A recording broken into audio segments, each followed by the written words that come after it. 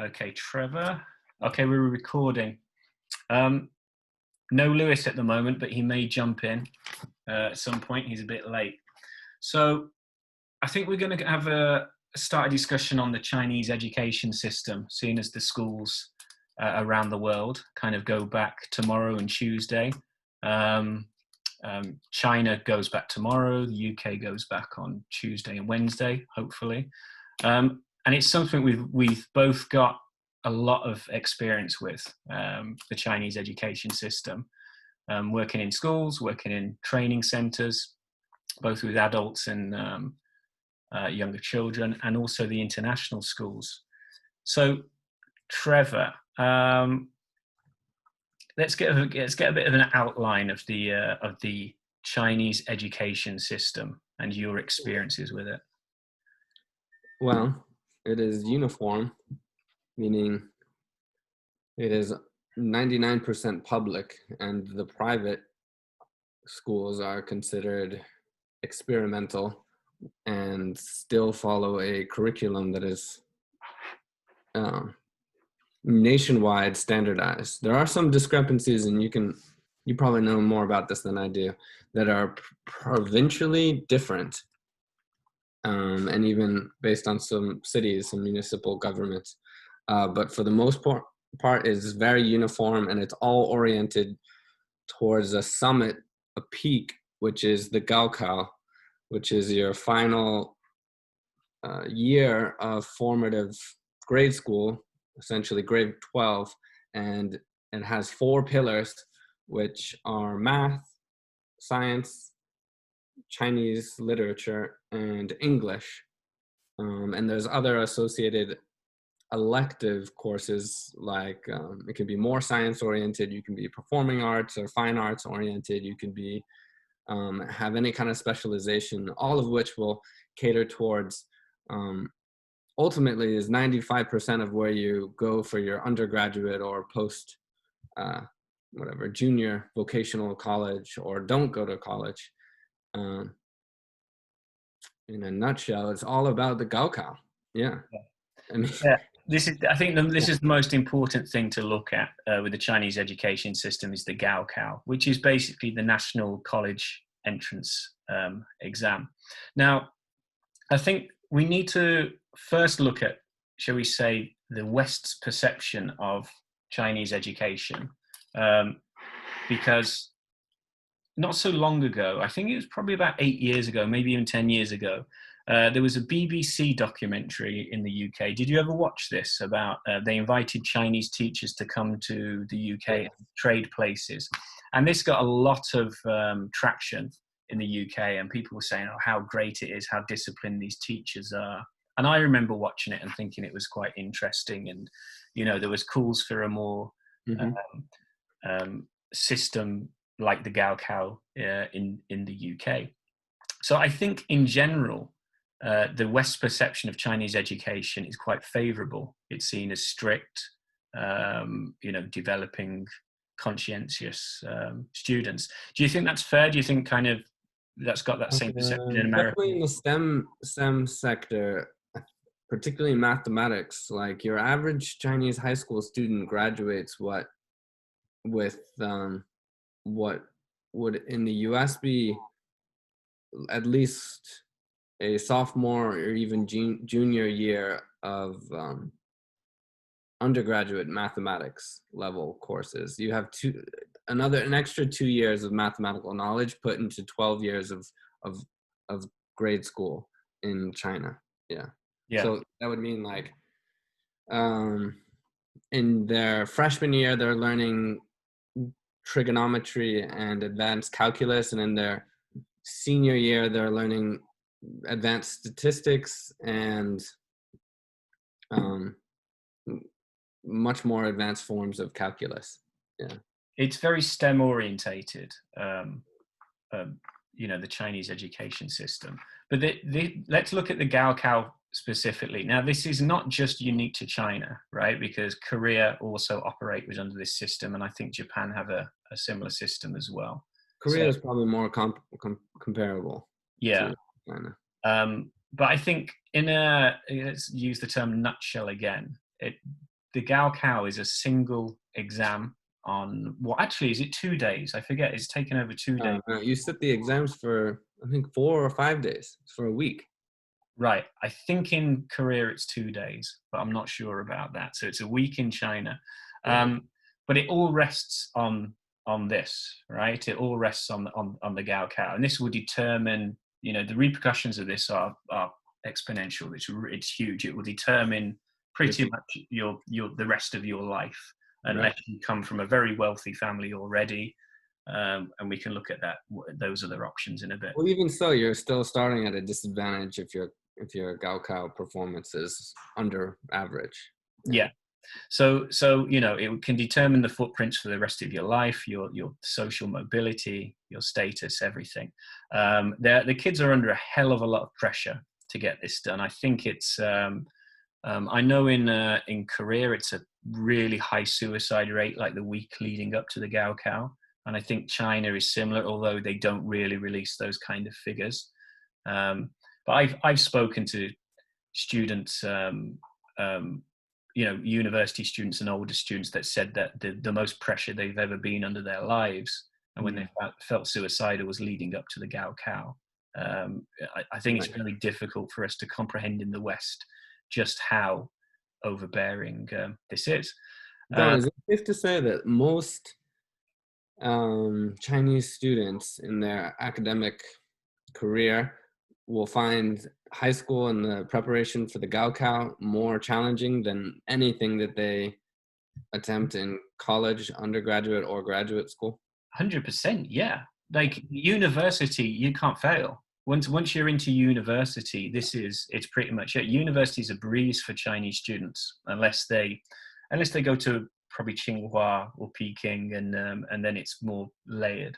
But I think this determines their path, and once they're in at university, they get like pretty much a pass through university. They don't even have to attend in the final year. It's all very simplified.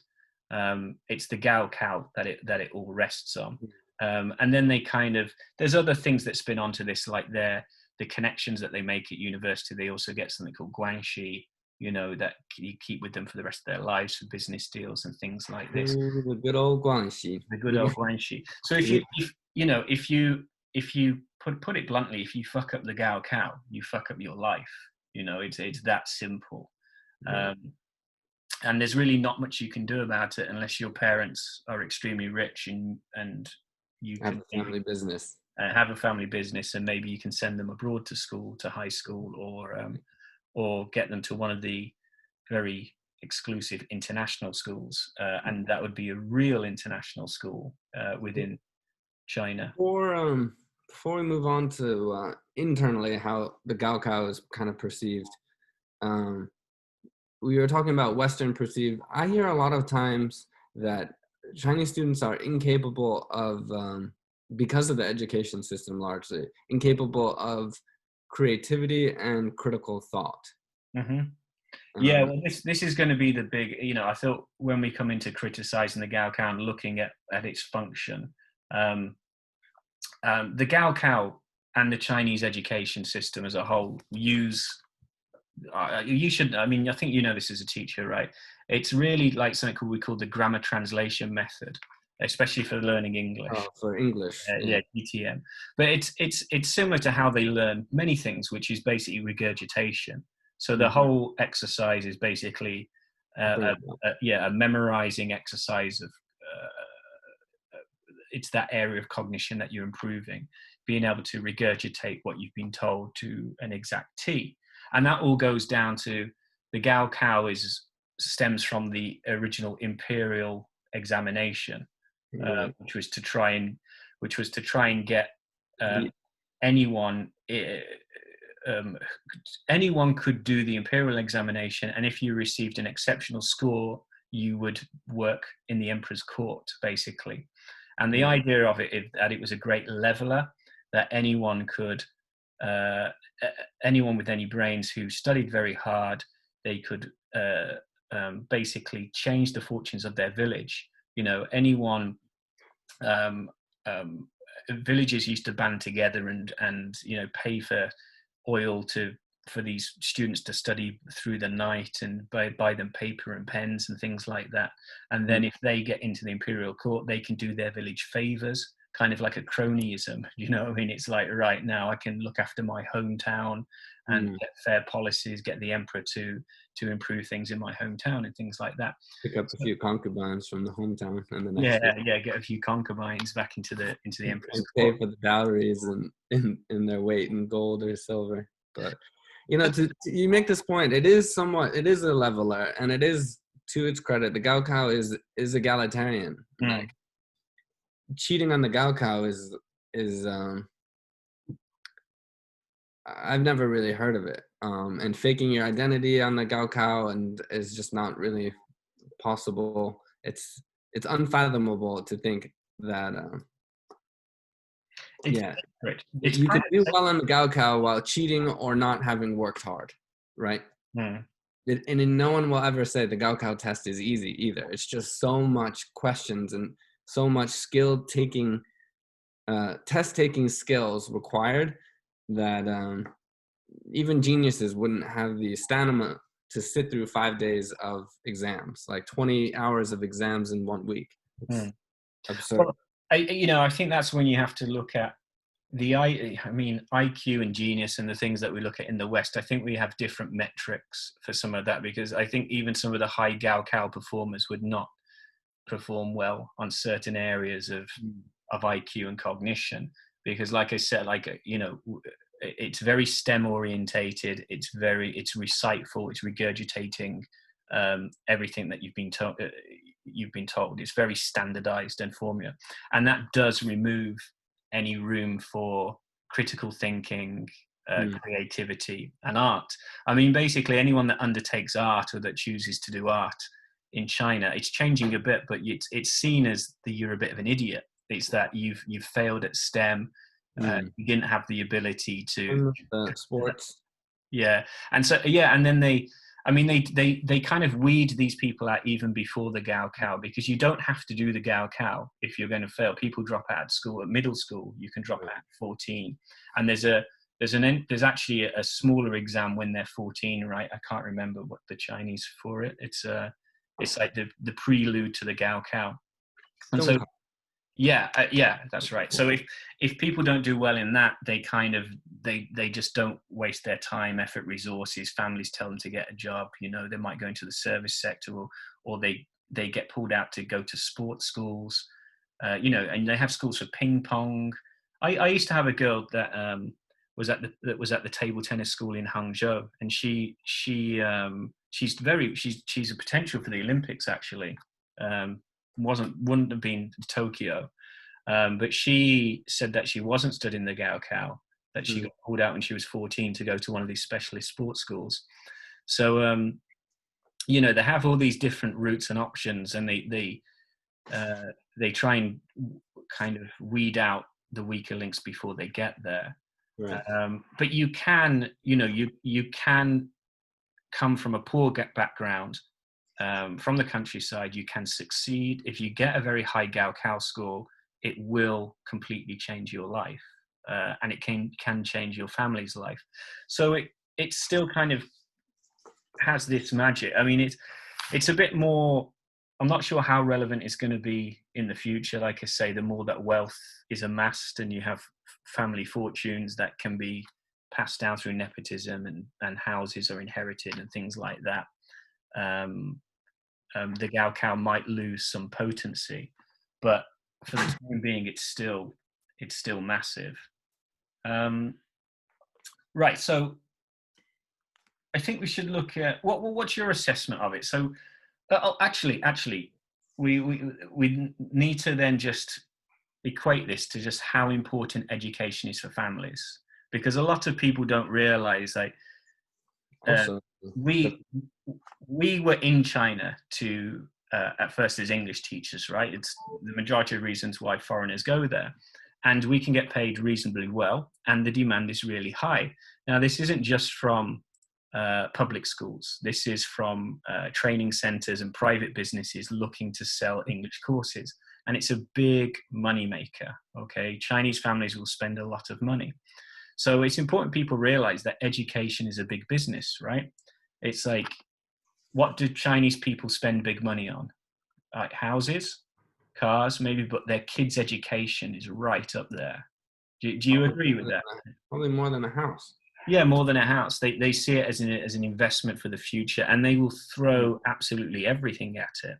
You know, if you say that your child's going to get an advantage through their learning by studying English or taking on this extra calligraphy course, Playing this instrument.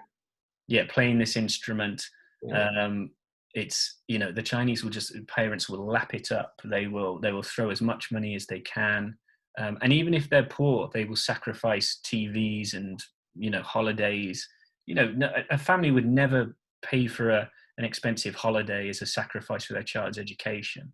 It's one of the top things, you know, to go to. So that's why this industry, where there's a real money orientated industry around education in China, and it's a reason why there's foreigners are in high demand, especially as English teachers, because you get like a huge amount of businesses offering these services, which they make good money from, and they sell at, you know, premium rates. So as far as what was I going to say with the Gaokao? I'm talking about the industry. Yeah, the industry.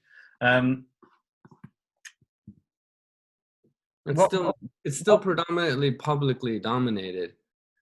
I mean, predominantly dominated. It is dominated by the public sector, and including a lot of the private sector, whether it's children's, it is mostly children's education, is to complement their performance on their education that they're getting at school. A lot of the extracurriculars that parents are investing for their children are not extracurriculars. They're additional math classes, additional English classes, additional Chinese classes, additional science classes, all of which will directly contribute to what we're talking about. Yeah. It decides their whole future. And they pay a lot of money for these. They pay $50, $100 an hour. Oh, yeah, they do. For often, and if possible, the same teacher that is going to be writing, administering, and grading the exams. Not to say that they'll get any necessarily specific answers, or the teacher will grade differently, but teachers have biases, and they're not like, they teach what they know and they test on what they know, and the more time you spend with that teacher learning what they know, the better you're going to be prepared for the exam. So in a lot of cities, they actually outlawed elementary, middle school, and high school teachers teaching their own students outside of class. Yeah. It's not legal. It obviously is hard to regulate, and it still happens, but yeah. But I think for the most part, like the Gaokao is seen as a sacred thing, and it's not really corruptible. There are many things in China that are corruptible, shall we say. Certainly lots of grey areas when you get into the business world, you know, even probably at the university level, things like that. But would you agree that the Gaokao is kind of as pure as it could be? It's kind of viewed as I would suggest that in itself, objectively, it is quite pure. However, its effect is corruptible and toxic for some of the families and the children and the childhood, and this kind of strangular nature that it has from the age of 7 to the age of 17. For most children. Like, how many parents or how many children that are 7 years old do you know in the UK or in the US that have 2 or 3 hours of homework every night from grade 1, which is common in China? Not just the cities, it's also the countryside, in the rural areas. It's just expected. And this is how so much information is crammed, is all these students are doing this work out of school. Yeah, so two things here. First of all, that it's not uncommon for young children to go to bed very late, like 10 a.m. or 10 p.m., even later than that, up through to midnight as they get a bit older, and they'll be studying and studying. They'll be asking for more homework, and they're told to kind of love homework. You know, teaching on the internet, I've often had parents that have said, "Can you do this lesson?" I said, "Well, you know, I'm not free until this time," but then it would be like 9 p.m., 10 p.m. China time, and they're like, "Yeah, that's fine. You'd be doing homework then anyway." Wow. So you know, the load, this extra load outside of school, it just never stops. You know, it's kind of like go to bed, wake up, school, go to bed, wake up, school. But there are certain things that happen within the school, within this system, that are pretty, what I would say, disruptive to a lot of the development for the individual. So Right. you've got things. I mean, we Even could. the community too. It's not limited to the individual. Yeah. Okay. So I mean, first of all, you've got the ritualistic side of of the education system, the public school. It's very nationalistic. A Right. lot of people don't realize that all Chinese children wear like a red neckerchief, and that Yeah. red neckerchief signifies it's the blood of the revolution, right? And they, you know, they have to recite a lot of the dogma, the communist dogma that's coming through, and you know, there's lots of Mao literature that they have to recite word for word and things like this. A lot of them don't really know why they do it, but they, you know, they just do it. It's all compliance. It's full compliance. Now, Chinese children, young Chinese children, before they go into the education system, are actually very wild. I say, in general, I think the younger kids, they're not very well disciplined. They're very spoilt up until they're kind of 7 years old when they first go into the system, Right. and lots of personality. But yeah, when they come out the education system, they're all very uniform. You know, it's kind of like it really does create like a plethora or a you know, rolls out copious amounts of robots. It kind of takes individual personality and kind of squeezes it out, which can be good for a country, especially if you're looking to create like a cohesive nationalistic country. Have you noticed that the difference with very young children in China and then how they come out the other end of the education system? Yeah, I mean, a lot of children are the product of two working parents, some of which aren't even living in the same town, and often raised by a guardian, which is their grandparent, um, that has limited or no knowledge of modern parenting, um, and yeah, the child is a lot of children, especially boys, are very unruly at the age of 5 and 6, and then a lot of kindergartens are quite chaotic. They are Um, they're crazy places. yes, there's it's like the sending your child to a not every many Chinese kindergartens is the reverse socialization. They will pick up very bad habits. Um, of which I have seen, and other parents who have sent their children to Chinese kindergartens can attest to. Yeah. I think overall though the education system does formulate the young adult in China. I think not in the West. We can be an amalgamation of different experiences. Like one of them's education, the other one can be our peers, family members, extended family members, and then these ongoing experiences. But for the most part, it's the education system, the state education system, that does determine the shall we say, the end product of the individual in China, or the lack of it, the lack of the individual. In other words, there are some other factors, but I think education's the strongest one, and I don't think it necessarily is in Europe. And I'd agree with you on that, and that there's a lack of the individual, and it's somewhat trained in that all public schools and what private schools there are have uniforms, school uniforms, very strict requirements on haircuts for their children, Mhm. and there's a lot of dogmatic teaching which is recited from grade 1, as well as somewhat graphic historical things like a lot of violence on part of, particularly during the Japanese occupation of China, I was, is yeah, shown in graphic video, the kind that even adults look at and cringe, is shown to 7 and 8 year olds, to give them a national identity. And then, but more than just the individual kind of being at loss here, I think there's a bigger issue, which is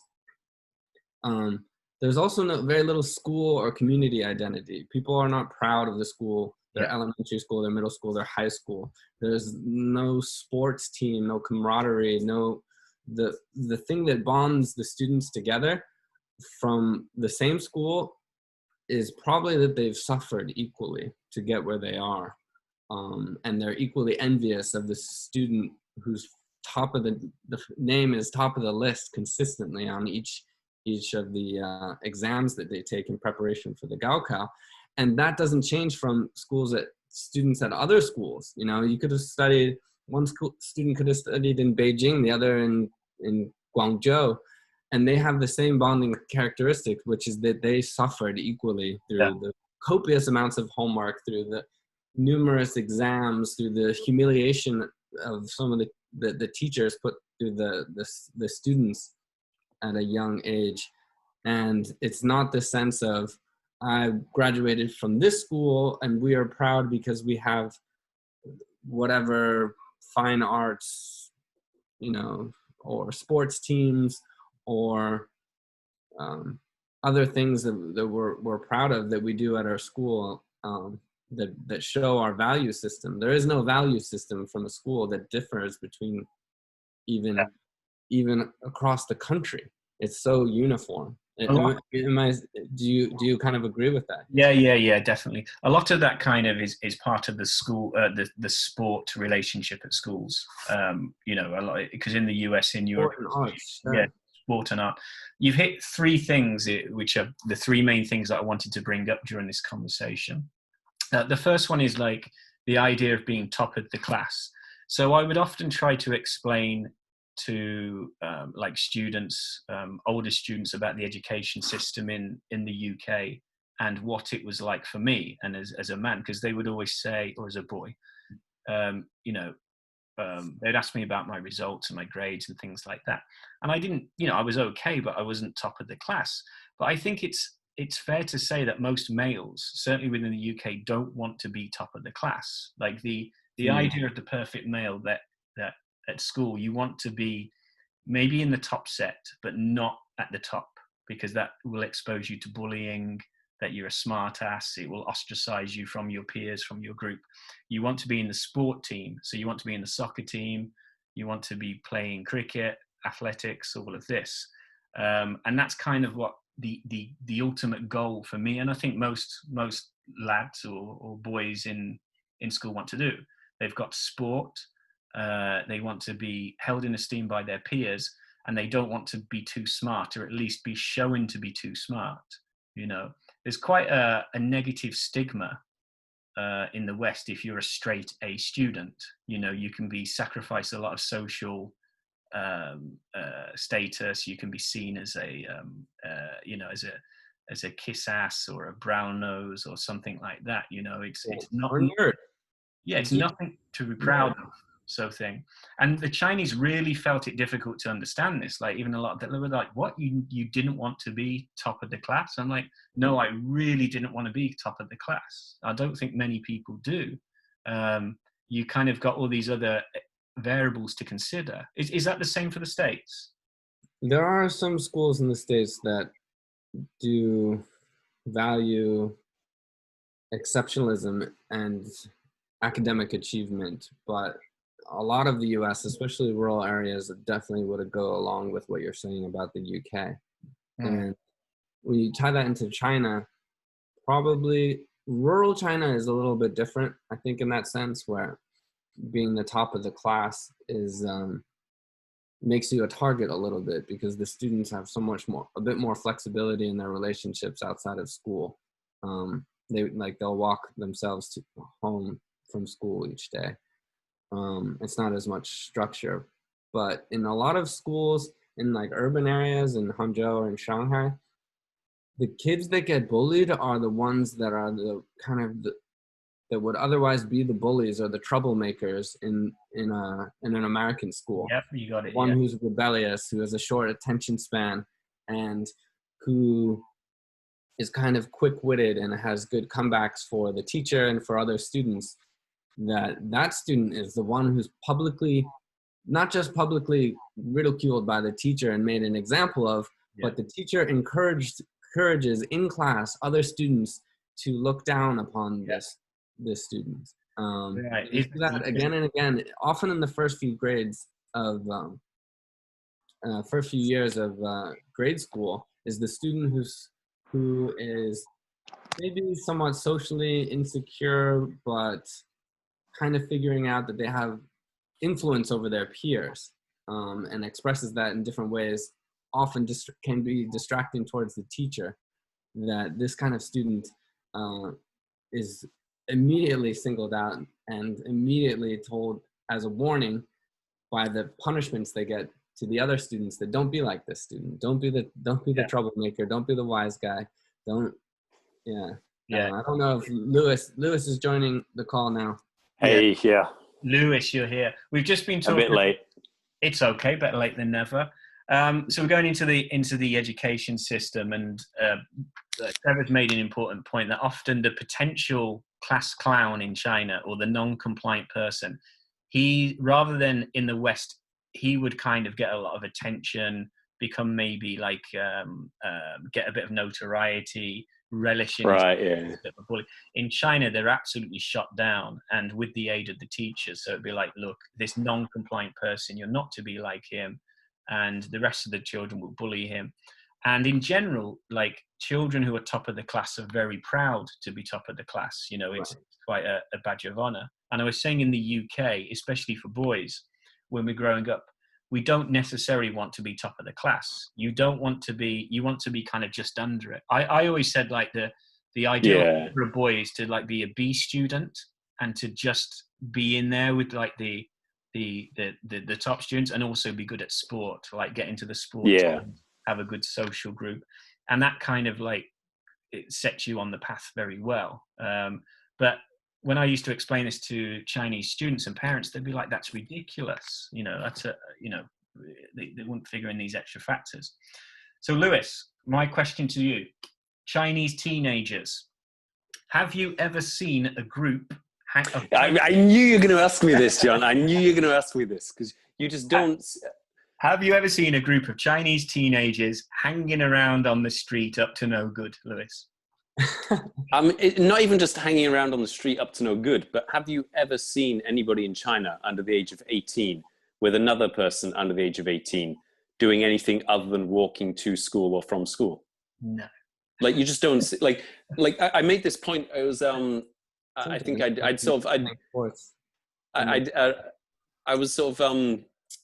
moved to Hangzhou. I think I'd been working in Guangzhou, and I just moved back to Hangzhou.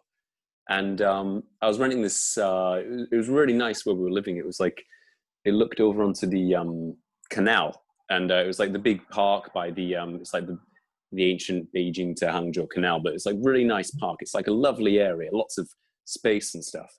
And it was like summer holidays, like Saturday afternoon. And I go out there, and it's just, there's nobody there except like the occasional like dama, like walking up and down, clapping their hands or whatever. And there was this guy who was like, this old man who was like, oh, foreigner, football, and talking to me about football. And he's just basically naming lots of football players, but like, you know, just running a list of football players and Premier League teams, as though that's like going to impress me or something. I'm just like, yeah, Rooney, yeah, Chelsea, yeah, okay, like, so what? But like, he was like, he basically said to me, like, you know, oh, China's no good at football, blah, blah, blah, blah, blah, blah. And I said, yeah, you know why China's no good at football? Because Saturday afternoon, summer holidays, huge park, there's not a kid in sight to be seen kicking a football around. In Britain, if this was England, every kid under the age of, you know, like 15 would probably be out kicking a football or something, or certainly, you know, like every kid of like every boy of primary school age, like, you know, 8, 9, 10, they'd be out kicking football. Like, Now, if I go to the park, like after school, I see kids kicking a football around. You just don't see it in China. You don't see groups of kids, you know, it doesn't necessarily have to be up to no good, but you don't see that. So a lot less smashed up Not allowed on the grass. bus stops and stuff. But you just don't see them even outside, like just playing together. Like it's just not something you see. There's no, like, one of the first big shocks when you come back to England, and I'm sure it's probably the same for the States, is, for me, it's all of a sudden this kind of sense of uncontrolled testosterone, right? And let me explain what this means. So it's, when you see groups of teenagers on the street, you suddenly become very conscious of it in the UK, because you do not see it in China. Like, there's like hanging around shop corners, you know, pretty much up to no good. That's just vanished. It's vanished from society. And in, you know, in the West, in the UK, we've got this element of 14-year-olds to 19-year-olds that is pretty feral, really. And we've been there, you know, as teenagers. And I think it's probably worse today, you know, when in terms of knife crime, if you look at the crime statistics, murders in the UK and gangs and things like that, it's this specific demographic of 14-year-olds to 19-year-olds. Because at this time, this is when young men especially, they've developed crazy amounts of testosterone, and often their cognitive ability hasn't matched it. You know, they're still developing mentally, cognitively, but they've got testosterone, which can, if it's you know, if it's not controlled correctly or disciplined, or you know, put within a channeled or in sport or whatever, it can be destructive. And you really do notice like how different it is in the West, in England, with these teenage groups hanging around the corners that just seem very unpredictable. You know, that, you know, you because when you're that age, you don't think properly. You don't think about consequences, right? You don't think about you know, what's right or wrong. You just live for the moment. People end up going shoplifting, whatever, getting in fights. But that has kind of been removed from Chinese society with great success. Now, there's some downsides to that, is that they don't develop any good sporting ability, especially teamwork and things like that, creativity. You know, everyone can be very meek. It's fair to say that you know, Chinese teenagers are quite meek and protected and not really worldly at all. They can be quite vulnerable children. Certainly no real streetwise thinking. Trev, do you think that's about right, or do you think that's the same in the States? I've got to go soon, but yeah, before I go, I have an open question of which we can either you can continue discussing yourselves, or we can talk another time, which is we've talked a lot about formal education and complementary the industry towards that, but what about what about the family values that you see in the out of school kind of education, the life skills that parents and families give to their children, either deliberately or indeliberately, for their preparation for life? That's a big question. That's going to be another topic. that's a massive question. All right. I think we've gone from education to parenting, haven't we? A discussion of parenting. But that is definitely a topic that needs discussing. Yeah, we're going to that next. So Trevor, me and Lewis will finish off, and I'll speak to you in the week. Okay. All right. Yeah, good to chat to you, albeit very briefly, Trevor. So Lewis, I've got a quick anecdote to tell you, because you know, Sherry's here now. So okay, we're in quarantine at the minute. She's finally got in. Congratulations. Yeah. So she's actually doing a few things in the UK. She's kind of setting up a business, and she's doing a blog as well. And it turns out she actually started a blog years ago, going back nearly 10 years in China. And so she's kind of revisited it, and she was reading her old blog post today from when she first started. So this is going back to, 10 years to when she's like 15. And she started laughing. And I said, "What are you laughing about?" And she'd written a massive anti-Japanese blog post, basically, when she was 15 years old. Right. And I said, "Read it out to me and translate." And she was saying, Japanese are bad people. They're always going to be bad people. They're the kingdom of small people. And it was just this absolute rant about Japan. And she doesn't feel about this way now. But I said, so why did you write that? And she was like, well, it's just kind of what we taught at school. It's like we're young and, you know, I think every school child is massively anti-Japanese. You know, and when they leave school, they start softening up a bit. They get exposed to Japanese culture, maybe go there on holiday, realize that it's not as black and white as they think. I don't think it's that, John. I think it's just their priorities change from whatever they're taught at school to earn money. Hating Japanese, there's not enough time in the day to waste hating Japanese. You've got to be earning money. That's true. That is true. When they start chasing the RMB, they can lose. But yeah, sorry for interrupting. Yeah, let you finish your. No. I mean, that's pretty much the end of the story. But it was just, I think she was a bit surprised at herself. You know, looking back, she found it quite humorous. Well, I mean, I think that's the same for anybody. There's nothing particularly Chinese about that you go back and look at something you might have written when you were like 15 and be like, bloody hell, what was I thinking? Like, is that the same person? Telling the whole, I mean, being quite aggressive and pretty much selling a whole country out. But yeah, and the other thing as well, which we were just going into about the schools is the lack of team sport that's played in schools and really teamwork in general. And I think this kind of trickles down into wider society with in Chinese life. Is that it may not be, you know, it's supposed as a collectivist society and not individualistic, but when it comes to many aspects, it lacks this kind of unity of teamwork, of second guessing and things like this. I've always said that one of the reasons, and one of our friends, James, agrees with me with this, is that the coordination of people walking in subways and across roads and things like that, and people not looking over their shoulders in China, can be down to not developing teamwork at school, like in sports, playing, interesting theory, yeah. And, you know, because it's true. If you stand on the subway in China, no one looks over their shoulder. No one has like this kind of sense behind them of where someone else is. And I'm convinced that comes down to team. A lot of that is team sport and things like, you know, developing this kind of cooperation. And also then you've got the creative side of things as well, because I think the Gaokao, do you agree that the Gaokao kind of reduces creative thinking? Yeah, I mean, you know, when I had to do GCSE English at the age of 16, you kind of get given a poem and you're just told what interpretations can you think of, and you just got to write, and you just basically got to write whatever BS you can about how this poem about Seamus Heaney digging potatoes can be interpreted or whatever. And in China, the equivalent exam that the Gaokao that they have when they're like 18 is, here's a 500-year-old poem. We've taken some of the words out, fill the gaps. Yeah. Literally, like, fill in the gaps in this poem.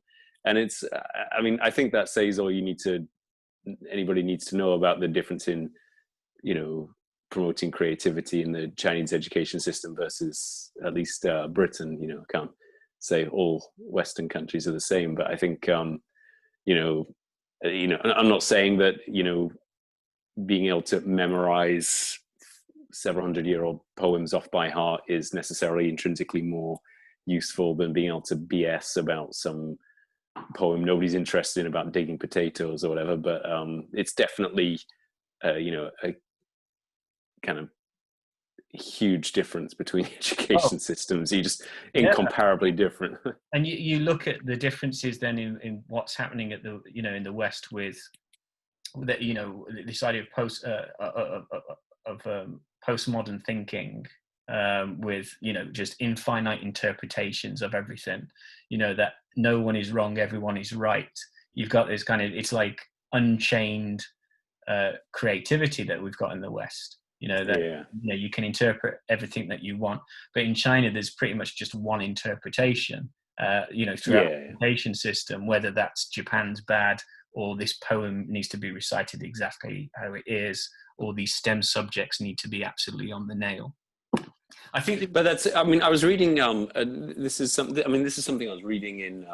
It wasn't written in English. This was something written in Chinese on Baidu. I read this a few years ago, but it was an article on Baidu. It might have been like a news article or something, but it was basically saying like, why is China like top of the world for like maths at the age of like 15, 16, and yet in terms of like sort of research level maths, they're like nowhere. And there's name a Chinese person that's I mean, I'm not a mathematician, right? But like in sort of kind of world class maths, sort of research circles where a Chinese university is ranking, like name a top Chinese professor that's doing research at a Chinese university. I'm not a mathematician, but from what I'm led to believe, it's not a sizable number, if in fact a number at all. I think the Chinese, when you're talking about IQ, that the East Asians have very high IQ. I think that's the way. But I mean, you can question the concept of IQ, though. Yeah, you can. I mean, it's fair, but I mean, it's a metric that has been used throughout the world. But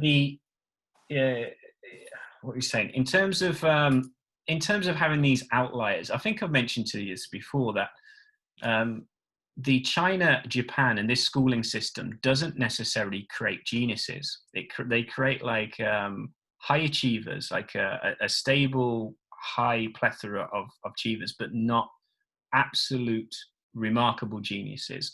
They tend to be produced more in unstable environments, like in the West, or shall we say, unstable education environments with large disparity and more individualism as well, like throughout Europe and yeah. I think another reason for that is also in China and sort of Japan, like there are cultures where you're not supposed to question authority. You do what your boss says. Your boss says drink this, you have to gambe.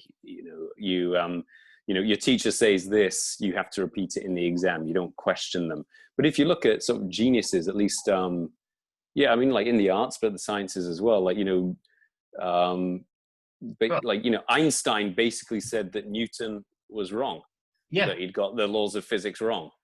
And like like all the sort of scientific geniuses are built on saying that the established authorities were wrong. That's how that's what geniuses do. They take what we know and say, well, actually it's wrong, and then they push things forward. And if you don't have a culture where you can sort of question the accepted authority, then you're not going to have geniuses that can take a step forward. And I think that's actually one of China's the fundamental problem with China is that they can, similar to Japan, they can tweak things, they can amend certain inventions and even, shall we say, steal technology or apply it quickly to the large populations, whether it's AI technology, face recognition, all that kind of stuff. But I think the actual groundbreaking discoveries are still beyond Chinese capability. And that's really down to the culture and education, because you don't have these geniuses are non-conformist, right? They're questioning, and the environment in East Asia is just not conducive to that.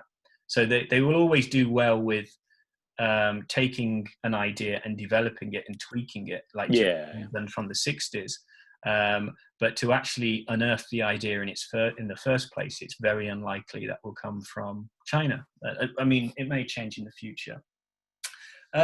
Lewis, last thing I wanted to talk about the education system.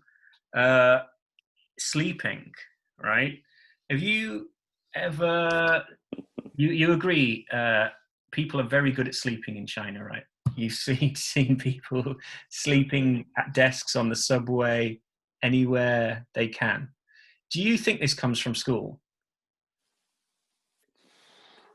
I mean, it was something very strange to me when I first arrived in China, and people are asking me if I have a nap in the middle of the day. And it's like I'm not 2 years old. But I mean, I think part of it's the culture. Sorry, not the culture, the climate. If you look at like Spain, and they have a siesta in the middle of the day. Why? Because it's so hot that you can't get any work done.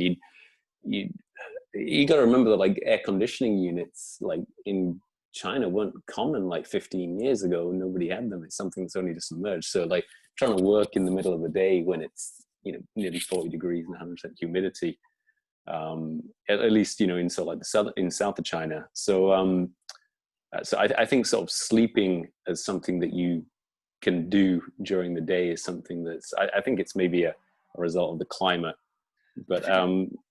but yeah, I know what you're getting at with the education system, because they're basically in school so many hours a day that they just learn to switch off and put their head on a desk and just sleep in very awkward positions with their head on the desk. It's not just that, because I thought that it's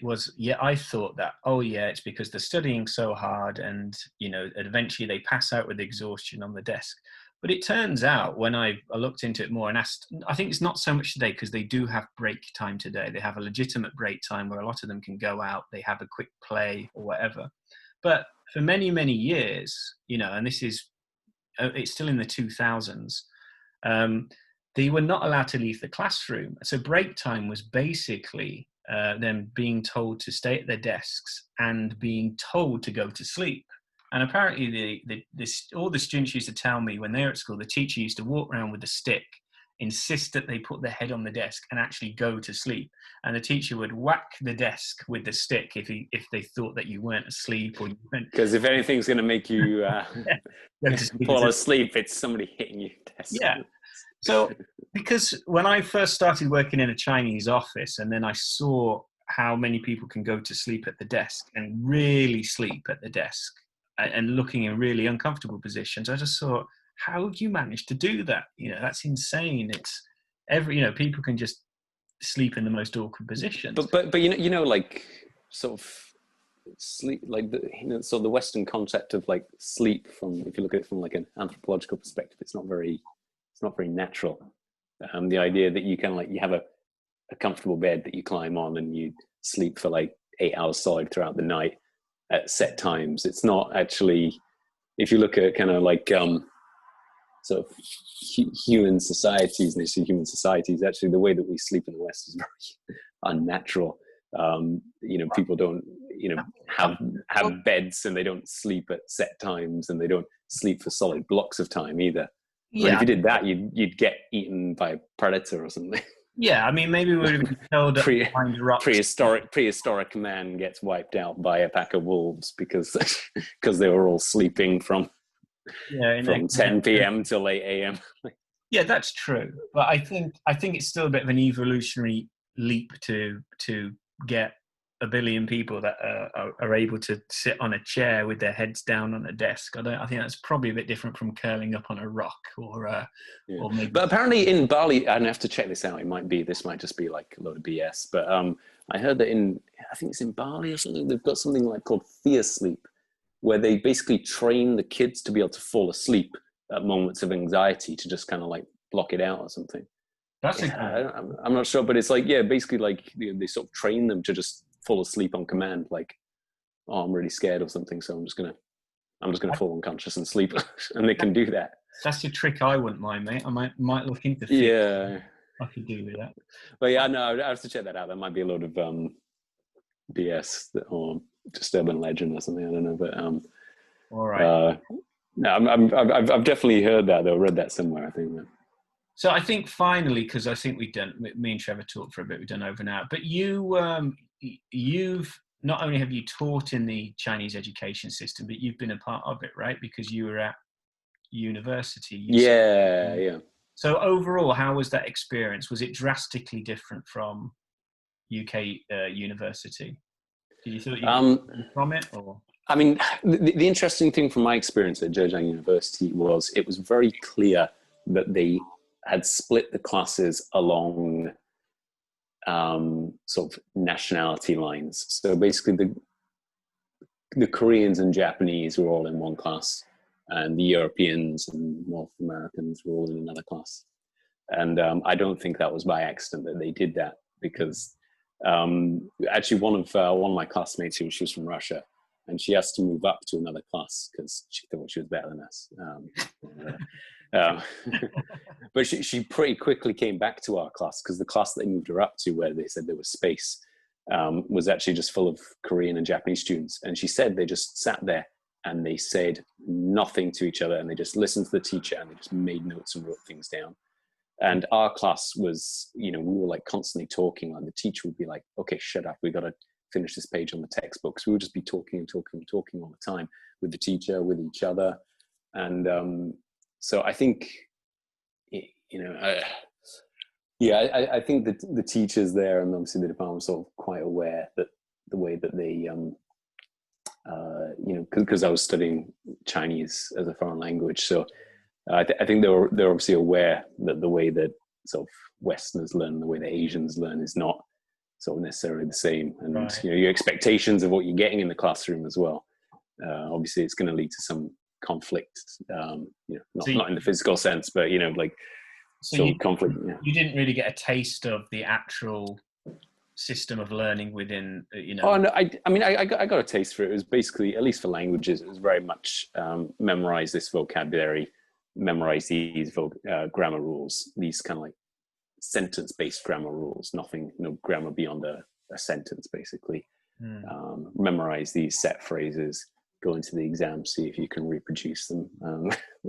I could go on to a whole rant about the HSK exam, but I think that might be another discussion. I think actually, that should be another podcast as well. It's just sort of learning Mandarin experiences. I think that's an interesting discussion. Yeah, we can do that, mate. We can do that. All right, I think we're going to sign off because we've done some time. So it's